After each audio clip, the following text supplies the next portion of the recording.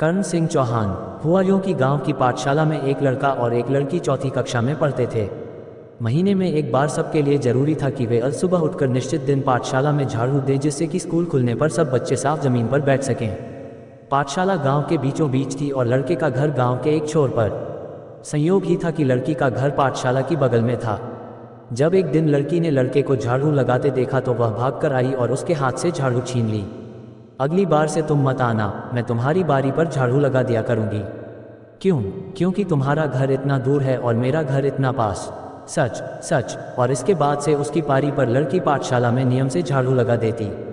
सोचने के लिए तो यहाँ कई सवाल हो सकते हैं। मसलन ये कि लड़की ने उसे ही झाड़ू लगाते क्यों देखा? झाड़ू तो रोज ही कोई ना कोई लगाता था।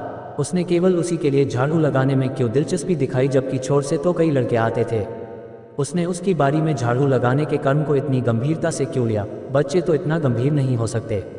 लेकिन ये सवाल तो तर्क बुद्धि के हैं, जो बड़ों का व्यसन है। इनके आधार पर इसमें जरूर किसी विशेष आकर्षण को ढूंढा जा सकता है और प्रेम के अंकुर का उन्नयन माना जा सकता है। लेकिन बच्चे इतना सोच विचार नहीं करते। इसे बाल सुलभ क्रीड़ा माना जाए तो भी चलेगा। दोनों के बीच इस विषय पर फिर कभी कोई बातचीत नहीं हुई, न सीधी कभी मुलाकात ही हुई। दोनों अलग अलग कक्षाओं में थे। हाँ, कभी कभार आते जाते सामने पड़ जाते तो थोड़ी सी मुस्कान होठों पर आ जाती और बस। ऐसे ही 2 साल बीत गए और इसमें विशेष जोड़ने के लिए कुछ नहीं है। अपनी तरफ से जोड़ने के लिए भी तो कुछ आधार चाहिए। लेकिन यहाँ तो हालत यह है कि उन दोनों में से किसी ने इस बारे में अकेले में भी कभी कुछ सोचा हो, इसका भी भरोसा नहीं। जमींदार परिवार का होने के कारण लड़का भला गांव के स्कूल में ज्यादा क्यों रहता, सो 5वीं करते ही उसे बड़े शहर पढ़ाई के लिए भेज दिया गया और वहीं छात्रावास में रखा गया। गांव की लड़की की पढ़ाई तो बस रस्म अदायगी है कि 4 अक्षर सीख जाएगी तो ससुराल वाले मानेंगे कि बहू अंग्रेजी पढ़ी है। सो 5वीं के बाद ही घर बिठा लिया। उसके बाद शादी तक वही किया जो अक्सर लड़कियां घर में रहकर करती हैं। इस तरह झाड़ू ने जो थोड़ा बहुत सूत्र जोड़ा था, आगे जाकर वह भी टूट गया। अलग अलग छोरों पर चलती जिंदगियों को तो ये तक एहसास नहीं कि कोई सूत्र नाम की चीज़ थी भी। फिर कभी दोनों की भेंट नहीं हुई। छुट्टियों में लड़का जब घर आता भी तो मुलाकात का सवाल ही नहीं उठता। फिर लड़का ऊंची पढ़ाई और शहर के जीवन में रमता गया और इस बीच लड़की की शादी किसी दूर दराज के गांव में हो गई। मैं सच में ये सोच रहा हूँ कि झाड़ू के बहाने जो बाल सुलभ आकर्षण बना है, आगे की ये दुनियावी घटनाएं उसे बेहद रूखे तथ्यों में बदल देने वाली हैं। और मैं अपने शब्दों की कला से चाहे जितनी कोशिश कर लूँ, पर उसे रोमांस की रंगत में रंगने का काम तो होना असंभव ही है। कहानी शुरू करते समय तक मेरा अंदाजा था कि मैं इसे कुछ नया मोड़ दे लूँगा, लेकिन जीवन के रूखे गद्य ने स्वयं मेरे उत्साह पर भी पानी फेर दिया है। जब शादी हो गई तो अब बचा क्या? इसलिए कायदे से इस बेबात उठाए किस्से को यहीं छोड़ देना चाहिए था। लेकिन संयोग ही कहिए कि पहले जैसे सूत्र की तरह एक और सूत्र मिल गया।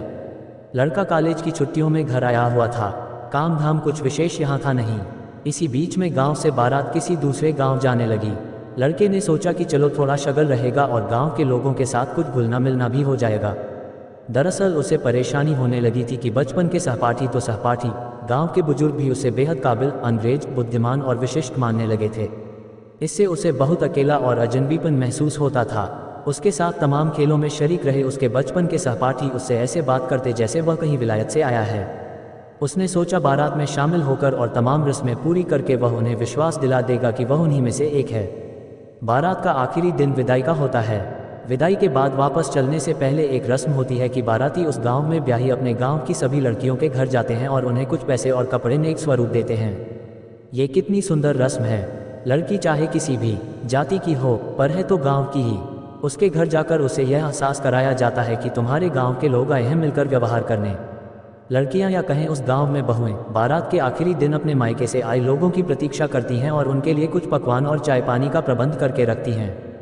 गांव में भले ही किसी से कुछ भी संबंध हो, लेकिन वहां तो सब भाई ही हैं, इसलिए आरती भी उतारती हैं और टीका भी लगाती हैं।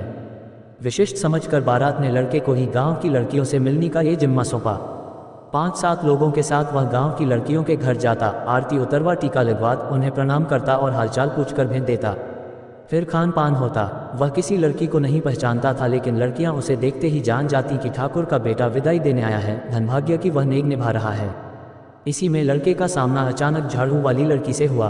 दोनों ने एक दूसरे को देखा तो वही हंसी ओठों पर आ गई। वह तो देखकर दंग ही रह गया। अरे इतनी बड़ी हो गई तू, पूरी गृहस्थिन लग रही है। तुम भी तो देखो कितने बड़े लग रहे हो। हाय मैया, कहते वह भीतर भागी और उसने तवे की कालिक लाकर उसके माथे के कोने पर लगा दी। किसी को विचित्र नहीं लगा, क्योंकि विदाई देने वाला कोई भी मायके वाला भाई ही तो हुआ ना। ये क्या करती हो? मुद्दत बाद देखा है, कहीं मेरी ही नज़र न लग जाए। आज उस बड़ी और विवाहित हो गई बचपन की उस लड़की को उसने लड़के के रूप में ठीक से देखा। सोने से रंग की वह लड़की भरी पूरी और सुंदर निकल आई थी। आज पहली बार इसकी ओर ध्यान गया और वह कुछ देर देखता ही रह गया। अच्छा ये बता, मेरे पीछे से भी पाठशाला में झाड़ू दी या नहीं? तुम क्या जानो, वह झाड़ू तो मैं शादी के वक्त भी टांडों पर छिपा कर रख आई हूँ। ये झाड़ू वाली बात अचानक ही दोनों को याद आई, जिससे यह नया सूत्र पुराने सूत्र से कहीं उलझ गया। बैठकर नाश्ते के समय इधर उधर की बातों के बाद लड़के ने भेज दी और विदा मांगी, लेकिन इतनी सी देर में उसकी आंखों ने सब देख समझ लिया। कैसी जवान हो गई है वो छोटी सी चंचल लड़की। आंखों में पुरानी शरारत के साथ एक उदासी सी मिली है। पहली बार लगा कि एक आदमी को छोड़कर जाना हो रहा है। यह नया सूत्र भी बस यहीं तक था। उसके बाद फिर दोनों इसे भूल गए। लड़का शहर में अपनी पढ़ाई में लगा और लड़की घर गृहस्थी में। वह छुट्टियों में बीच बीच में गांव आता, लेकिन ये फिर कभी ध्यान में न आया। लड़की भी ससुराल में घर गृहस्थी के झंझट में इस तरह फंसी कि कुछ सोचने की फुर्सत कहाँ। एक बार लड़का छुट्टियों में गांव आया हुआ था। ऐसे ही किसी बात में माँ ने जिक्र किया कि देखो फलां की लड़की बेचारी अच्छी भली गृहस्थी थी कि 4 महीना पहले बेचारी का पति मर गया, गोद भी नहीं भरी, अब यहीं घर आ गई है। लड़के को बड़ा दुख हुआ ये सुनकर। अजीब खेल है जिंदगी भी। इस लड़की की जिंदगी पूरी परिक्रमा लगाकर चुक गई और उसने तो अभी शुरू भी नहीं की। बस इतना ही और कुछ नहीं। लड़के के परिवार ने उसके रहने का प्रबंध घर से लगी बैठक में कर दिया था। एक दिन घर में खाना खाते वक्त देखा कि लड़की आई है। वह उठ खड़ा हुआ, लेकिन नहीं जानता सांत्वना में क्या कहे।